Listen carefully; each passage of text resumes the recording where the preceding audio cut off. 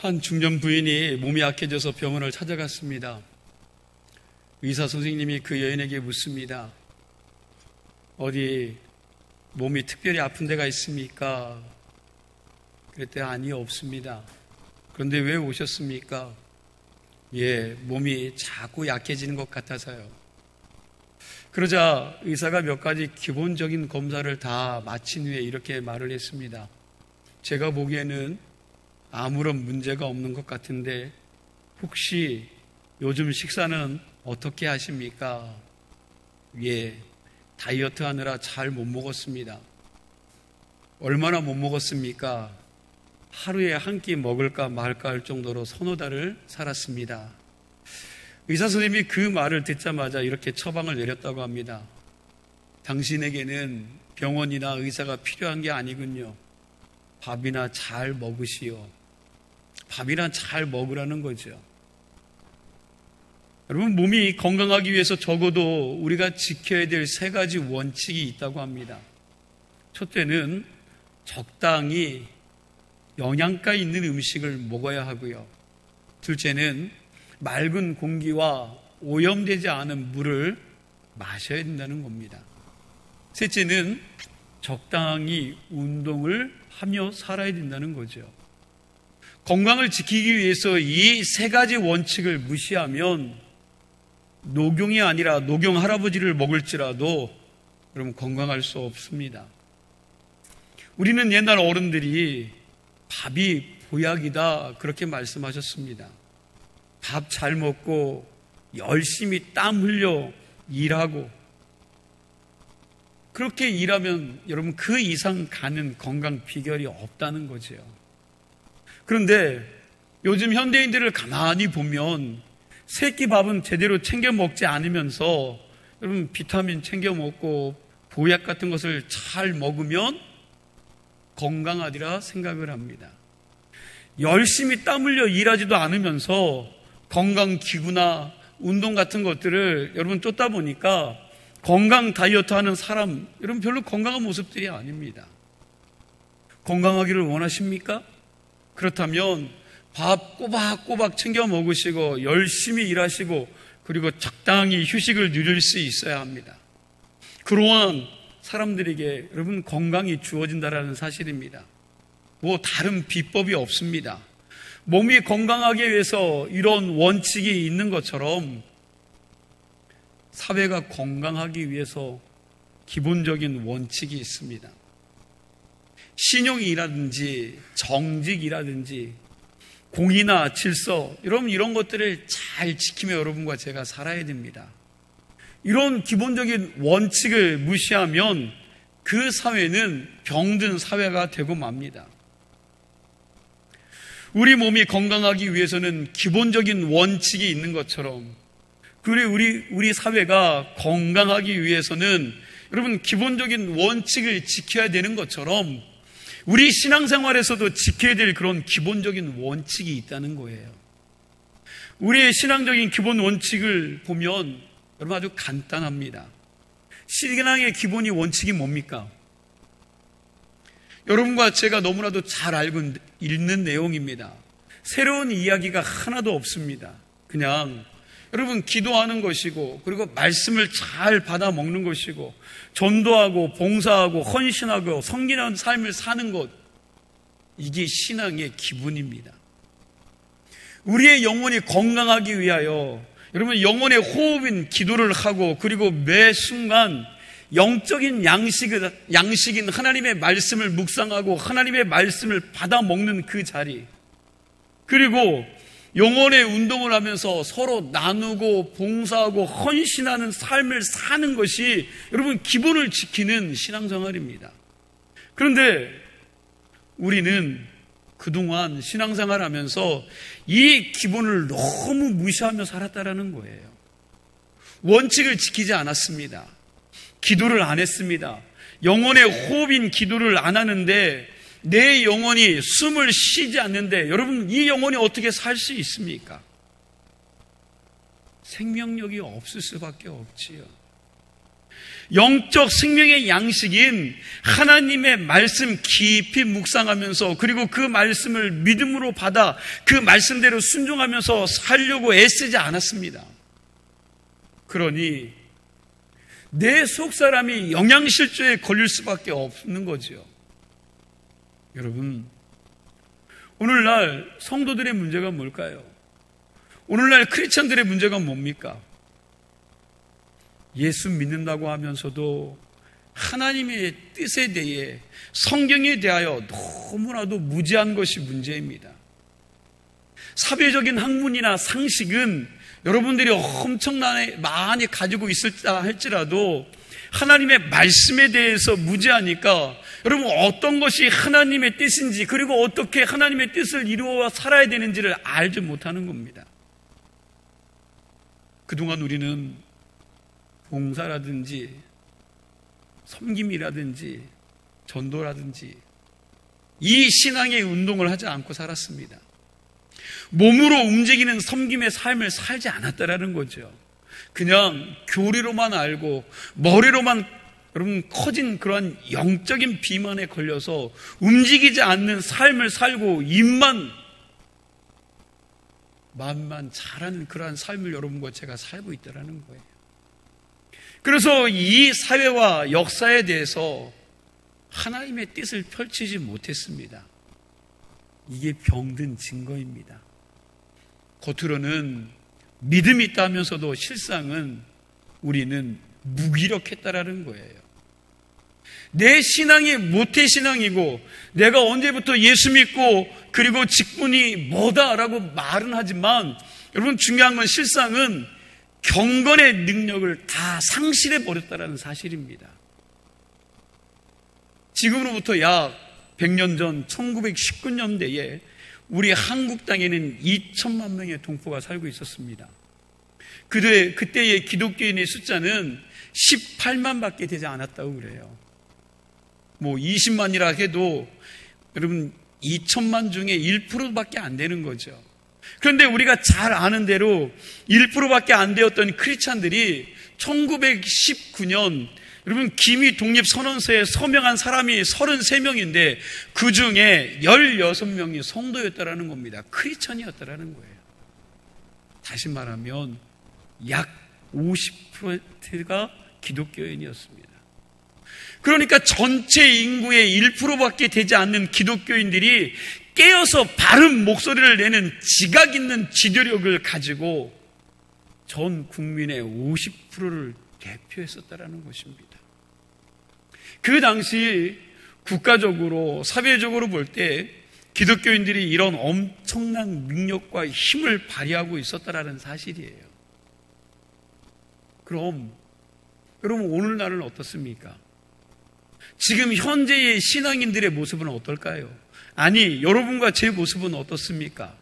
전 국민의 25% 이상이 크리스천임에도 불구하고 이 사회는 여전히 부정과 불패가 들끓습니다. 끊이지 않아요. 이 시대의 교회와 이 시대의 크리스천들이 사회에 영향을 끼치지 못하고 민족의 소망이 되지 못하고 있다는 사실입니다. 아주 무기력한 교회가 되었고요. 무기력한 크리스천들이 되었는데 이것이 비극이라는 사실입니다. 왜 이런 일들이 일어날 수밖에 없었습니까? 왜 이런 일이 일어날 수밖에 없었을까요? 저는 그 이유가 기본을 무시했기 때문이라고 말씀을 드리고 싶습니다. 우리 크리스천들이 원칙을 무시하는 삶을 살았기 때문에 이렇게 되었다라는 것입니다. 그래서 오늘은 우리가 어떻게 하면 우리의 신앙이 무력한 신앙을 뛰어넘어서 능력 있는 신앙으로 나아갈 수 있는지 그 원리를 믿음과 기도를 통해서 살펴보고자 합니다. 이 시간 우리가 믿음과 기도에 대한 말씀을 들을 때에 잃어버린 신앙의 능력을 회복하는 은혜가 있기를 축원합니다. 오늘 본문은 예수님께서 베드로와 요한과 야고보와 변화산상에서 내려올 때 있었던 일이지요. 예수님이 베드로와 요한과 야고보와 변화산에서 내려와서 보니까 그 밑에 있던 나머지 제자들이 군중들 속에서 쩔쩔매고 있는 내용이 오늘 내용이죠. 나중에 내용을 알아보니까 어떤 아버지가 귀신 들린 자기 자식을 데리고 와서 변화산 밑에 있던 나머지 그 제자들에게 자기 아들을 고쳐달라고 부탁을 했습니다. 그때 제자들이 이 아이 속에 있는 귀신을 쫓아야 했는데 결국 쫓았습니까? 못 쫓았습니까? 쫓아내지 못했습니다. 제자들에게는 귀신을 쫓아낼 능력이 없었습니다. 영적인 힘이 그들 안에는 없었어요. 그걸 보고 옆에 있었던 서기관들이 변론을 합니다. 야, 너의 선생은 그 일들을 능히 해내는데 왜 너희들은 못하느냐? 그러면서 그들을 비웃고 놀리는데 이 제자들이 궁중들 앞에서 망신을 당하고 있는 모습이죠. 세상 앞에서 망신을 당하고 있는데 이게 영적인 힘을 상실한 무력한 제자들의 부끄러운 모습이었습니다. 그 모습을 보면서 예수님이 탄식을 하시죠. 여러분 어떻게 탄식을 하시는지 우리 19절 말씀을 같이 읽겠습니다. 19절 말씀입니다. 우리 함께 읽겠습니다. 대답하여 이르시되 믿음이 없는 세대여 내가 얼마나 너희와 함께 있으며 얼마나 너희에게 참으리요 그를 내게로 데려오라 하시매. 아멘. 믿음이 없는 세대여 내가 얼마나 너희와 함께 있으며 얼마나 너희에게 참으리요. 저는 이 말씀을 읽을 때 이 말씀을 바로 오늘 이 시대 크리스찬들을 향한 주님의 책망이 아닌가라는 생각을 해보았습니다.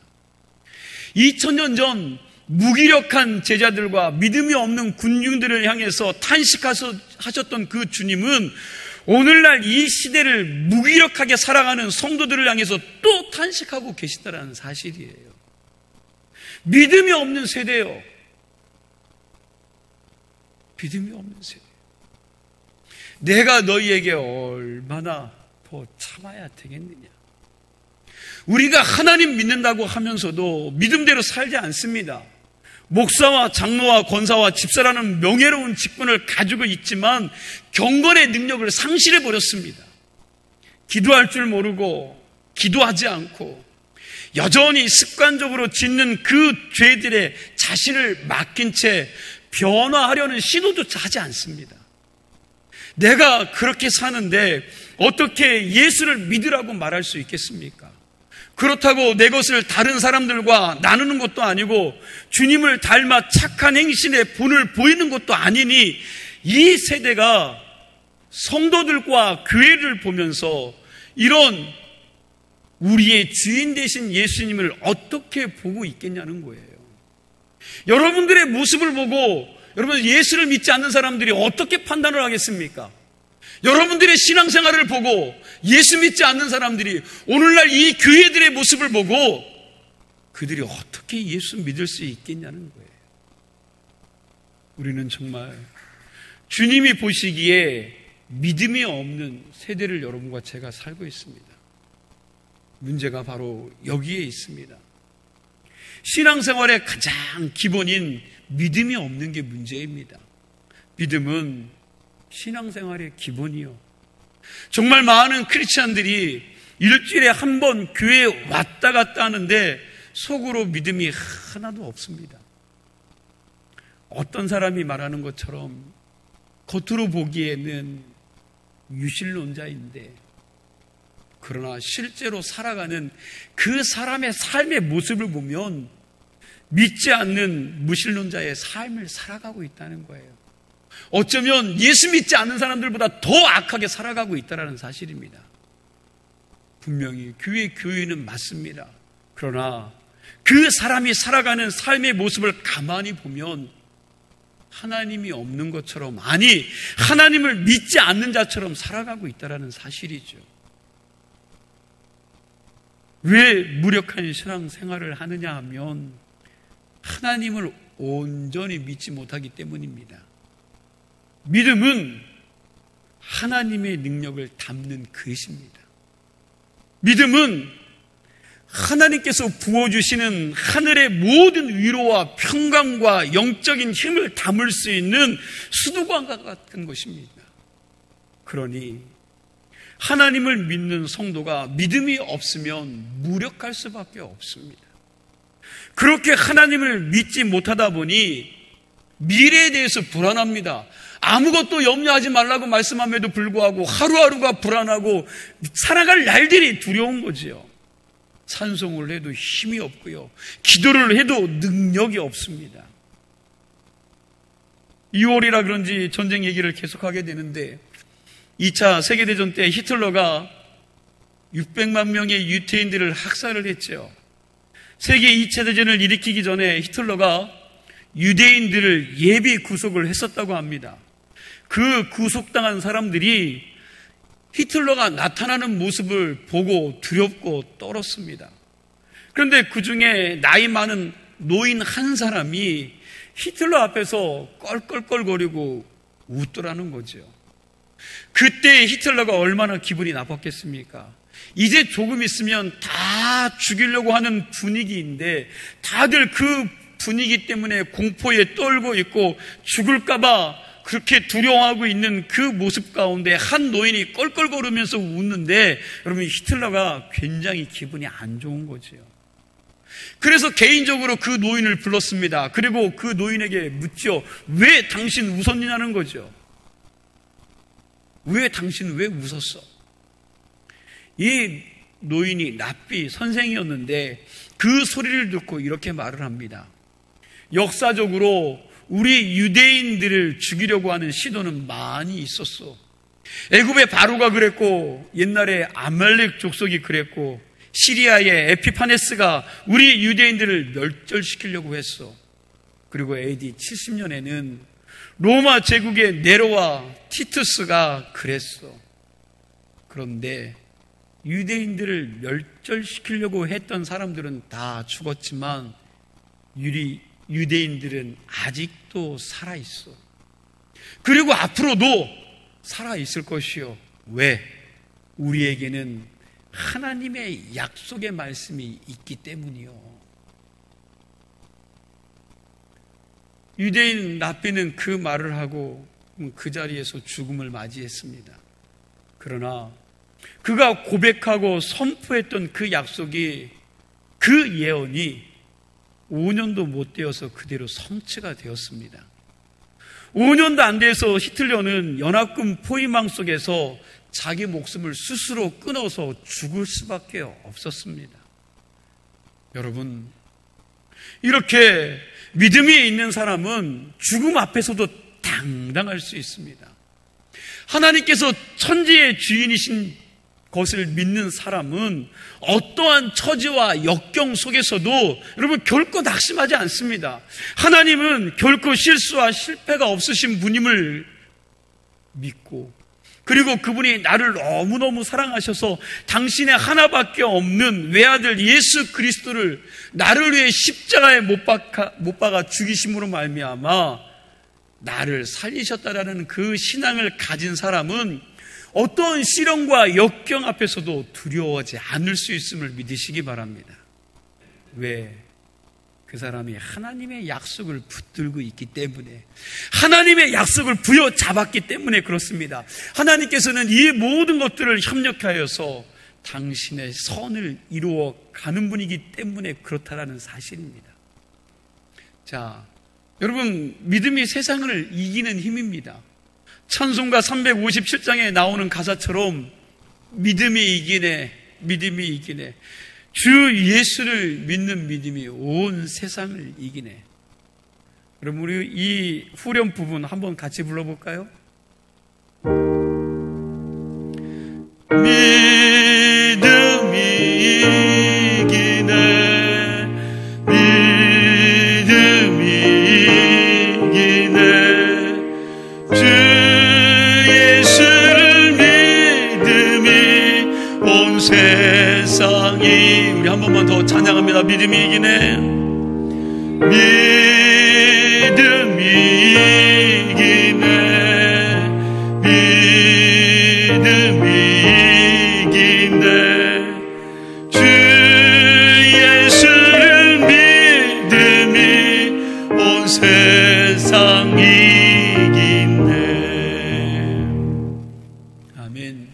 믿음이 세상을 이깁니다.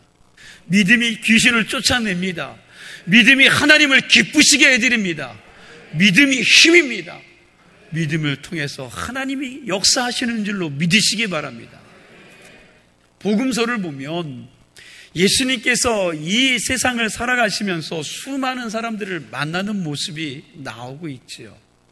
그런데 예수님께서 그렇게 수많은 사람들을 만나시면서 그 속에서 뭘 발견하기를 원했느냐 하면 여러분 믿음을 발견하기를 원했습니다. 그리고 그 발견한 믿음을 통해서 당신의 기적을 베풀어 주셨다는 사실이에요. 12의 혈루증을 앓던 여인이 예수님의 옷깃만 잡아도 나을 수 있으려는 그런 믿음을 가지고 예수님의 옷깃을 잡았습니다. 그때 주님께서 돌아보시면서 뭐라고 말씀하세요? 그 여인에게 뭐라고 말씀하십니까? 딸아, 안심하라. 내 믿음이 너를 구원하였느니라. 여리고로 올라가는 길목에서 소경 바디메오가 예수님 앞에 소리를 치죠. 다윗의 자손 예수여, 나를 좀 불쌍히 여겨주소서. 예수님께서 그 소리를 듣고 그에게 가서 묻습니다. 뭘 원하느냐? 그러자 그 소경이 이야기하죠. 보기를 원합니다. 그러자 예수님께서 뭐라고 하십니까? 내 믿음대로 되라 라고 선포하셨습니다. 귀신 들린 딸을 고치려고 한 이방 여인이 예수님을 따라다녔습니다. 그때 예수님은 그 여인에게 눈길 한번 주지 않고 돌아보지 않고 아주 냉대하셨습니다. 심지어 그 여인을 개 취급까지 하였습니다. 그럼에도 불구하고 이 여인이 끝까지 예수님께 매달리며 고침받기를 원했을 때에 예수님께서 그 여인에게 뭐라고 했겠습니까? 딸아, 내 믿음이 크도다. 내 소원대로 되리라. 예수님께서 수많은 사람들을 만나며 그 사람들 속에서 발견하기 원하셨던 것은 여러분과 제가 원하는 아름다움도 아니고 여러분 지혜도 아니고 이 땅을 살아가는 권력도 아니고 여러분들이 그렇게 가지고 싶은 부도 아니었습니다. 그들 속에서 예수님이 발견하기 원했던 것은 믿음입니다. 믿음. 그리고 그 믿음을 발견하신 후에 그 믿음을 통하여 그들의 병을 고쳐주셨고 그들의 문제를 해결해 주시고 그들을 축복해 주신 줄로 믿으시기 바랍니다. 그래서 신앙의 기본은 믿음입니다. 우리 주문진 교회의 교인이 되는 것은 간단하지요. 그냥 등록하고 교리와 장정에 따라 과정을 밟고 때가 되면 교인의 자격이 주어지게 됩니다. 그러나 여러분 기억해야 될 거 있어요. 믿음이 있는 사람이 되는 것은 그런 게 아닙니다. 무엇보다도 내 속에 예수 그리스도를 믿는 그분을 구세주로 믿는 믿음이 있어야 되는 줄 믿으시기 바랍니다. 오늘 그러한 믿음이 여러분과 제게 임하여지기를 원합니다. 여러분들 마음속에 예수님만이 구원자요 내 죄를 속하여 주신 유일한 구세주임을 믿는 믿음이 있으십니까? 여러분 질문하셔야 돼요. 만약에 이곳에 이단이나 신천지가 있다면 여러분 기억하시기 바랍니다. 사도행전 4장 12절 말씀이요. 우리 함께 읽겠습니다. 다른 이로서는 구원받을 수 없나니 천하 사람 중에 구원을 받을 만한 다른 이름을 우리에게 주신 일이 없음이라 하였더라. 다른 이로서는 구원받을 만한 이름을 천하 인간, 여러분 천하 인간에게 천하 사람에게 구원받을 만한 이름을 주신 적이 없다는 거예요. 누구 외에는? 그렇죠. 예수 그리스도 외에는. 우리 주문진교회 성도님들을 여러분들 마음속에 이런 귀한 믿음이 있게 되기를 축원합니다. 그리스도 외에는 다른 구원자가 없다라는 거예요. 속지 마시기 바랍니다. 잘못된 곳에 귀 기울이지 않으시기를 소망합니다. 오늘 본문 24절 하반절 말씀을 보니까 귀신 들린 아들을 데려온 아버지가 예수님 앞에 이렇게 요청합니다. 내가 믿나이다. 나의 믿음 없는 것을 뭐 해달라고요? 네, 도와주셔서. 오늘 이 기도가 저와 여러분들의 기도가 되기를 간절히 축원합니다. 주님, 내 믿음 없음을 용서하여 주시고 나의 믿음 없음을 좀 도와주시기를 간절히 부탁드립니다. 오늘날 현대 교회에 큰 문제가 있는데 그게 뭐냐면 신앙의 각질화 현상입니다. 나무가 맨 처음에 싹이 올라올 때는 여러분 아주 연약한 싹이 올라오는데 거기에는 뭐가 있어요? 생명력이 있어요. 생명력이 있으니까 바위도 뚫고 나옵니다. 여러분, 힘이라는 것은 아주 굳센데 돌멩이나 쇳덩이 같은 데서 나오는 게 아닙니다. 이 힘은 생명력에서 나오는 것이요. 이 연한 나무가 자라고 크고 크다 보면 여러분 나중에 세월이 지나 아주 큰 몸통을 이룹니다. 그런데 그 나무가 생명력을 잃어버리면 나중에 어떻게 됩니까? 겉모습도 윤기를 잃어버리고 각질처럼 변하지요. 몸은 아주 커져서 겉으로는 그 나무가 살아있는 것 같지만 속으로 썩어 들어갑니다. 여러분, 고목 같은 게 그렇지 않습니까? 겉은 멀쩡해 보이는데 그냥 주먹으로 한 방 치거나 여러분 나무를 가지고 툭 치면 뭐가 나요? 구멍이 뻥 뚫리는데 그 안이 텅 비어 있습니다. 10년, 20년 여러분과 제가 교회에 다닌 덕에 겉으로는 그럴듯하게 경건의 모양을 다 갖추었습니다. 명예로운 이름도 있고요, 명예로운 직분도 다 가지고 있습니다. 하지만 뽕하고 시련과 역경의 바람이 한번 불어오면 그 신앙이 헝하니 텅 비어있는 크리스찬들이 있다는 것이에요. 더 이상 은혜를 사모하지 않고 공급받지 못해 생명력을 잃어버린 신앙의 각질화가, 여러분, 이게 문제라는 거예요. 헤르멘 헤셀의 작품 중에 데미안이라는 그런 책이 있습니다.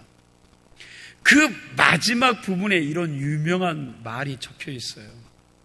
새는 알을 깨고 창공을 날아오른다. 새가 알을 깨고 날아오르는데 알 속에 있는 새는 새가 아니라는 거죠. 새이면서 새가 아닙니다. 새가 언제가 새가 되느냐? 자기의 껍데기, 자기의 알을 깨고 나오면서 날아오를 때 비로소 새가 된다는 사실입니다. 오늘날 너무나도 많은 사람들이 자기라는 자아를 깨뜨리지 못하고 자기의 아집과 자기의 고집 속에서 자식 속에 갇혀서 살아가는 인생들이 너무 많다라는 거예요. 그냥 각질화되어서 얼마나 고집이 센지 모릅니다. 그러나 날기 위해서는 자기를 깨야 된다는 거죠. 거룩하신 성령께서 이 시간 저와 여러분의 이 아집과 자기 세계를 깨쳐버리고 우리를 하나님 나라 창공을 날아오를 수 있는 축복의 기회를 여러분의 신앙 속에 허락해 주시기를 간절히 축원합니다. 여러분, 그런 은혜가 있어지기를 간절히 소망해요. 다시 본문으로 돌아갑니다. 이 제자들이, 여러분, 자기들이 분명히 귀신 들린 이 아이를 쫓아낼 것 같았는데 못 쫓아냈습니다. 그래서 세상 사람들 앞에서 망신을 당했습니다. 이게 너무나도 자존심 상하고 이상해서 그날 저녁에 예수님에게 묻는 거죠. 뭐라고요? 예수님, 왜 우리는 예수님처럼 귀신을 쫓아내지 못했습니까? 왜 우리에게는 귀신을 쫓아내는 그런 믿음이 나타나지 않았습니까? 그러자 예수님께서 뭐라고 말씀하십니까? 우리 29절을 다 같이 읽도록 하겠습니다. 29절 말씀입니다. 함께 읽습니다. 이르시되 기도 외에는 다른 것으로 이런 종류가 나갈 수 없느니라 하시니라. 아멘. 왜 귀신을 못 쫓아냈다고 합니까? 믿음이 없어서요? 왜 믿음이 없습니까? 기도 안 해서 그렇죠. 이게 주님의 말씀이에요. 오늘 본문 말씀을 깊이 묵상해 보면 이러한 고리로 연결이 됩니다. 무기력한 제자들, 왜 무기력했느냐? 여러분, 믿음이 없어서요. 왜 믿음이 없느냐? 뭐 하지 않아서? 기도하지 않으니까. 결국 오늘 본문 말씀은 기도에 대한 주님의 경고입니다. 여러분, 믿음이라는 것이 가만히 앉아 있으면 하늘에서 그냥 저절로 뚝 떨어지는 것이 아닙니다. 기도라는 이 통로를 통해서 하나님이 우리에게 주시는 선물입니다. 선물. 그러므로 여러분들의 믿음이 온전하기를 원하신다면 기도를 시작하시기 바랍니다. 기도하는 자들이 되기를 간절히 소망합니다. 우리 교회가 기도의 소리가 끊이지 않는 교회가 되기를 소망합니다. 기도하지 않고는 활기찬 신앙생활을 할 수가 없고 그러한 신앙을 가지기가 어렵다라는 사실이에요.